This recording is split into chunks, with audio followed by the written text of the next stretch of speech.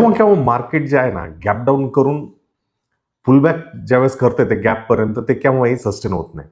त्याच्यामुळे त्या गोष्टीकडे लक्ष ठेवायचं की नेमकं जे पॉसिबल स्मार्ट प्लेयर जे आहेत ना त्यांच्या एंट्रीज ज्या आहेत ना एकदम लोएस्ट प्राइसला खरेदी करताना आणि एकदम हायेस्ट प्राइसला सेल करताना फोकस करत असतात.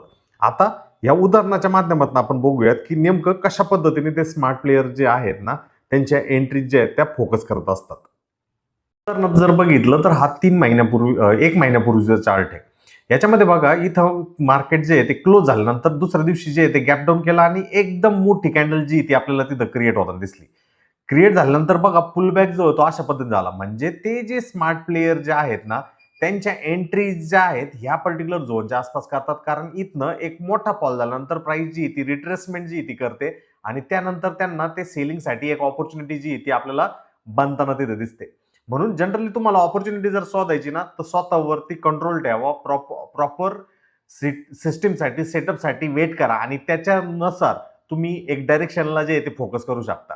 आता याच्यामध्ये लोकांकडनं प्रॉब्लेम काय होतो की ही मोठी कॅन्डल तिथं आली ना तिथं लोला ते एंट्री करतात, तिथनं तो पुल बॅक होतो आणि तिथं लॉसमध्ये जे आहे ते एक्झिट करत बसतात. ही चुकी आपल्याला करायची नाही. आपल्याला त्या स्मार्ट प्लेयर बरोबर जे आहे ना तिथं सेल करायचंय म्हणजे आपल्याला रिस्क रिवॉर्ड जो आहे ना एक चांगल्या पद्धतीचा तिथं क्रिएट होऊ शकतो. पटलं तर बघा आणि या पेजला नवीन असाल, या YouTube चॅनलला नवीन असाल तर लाईक नक्की करा. धन्यवाद.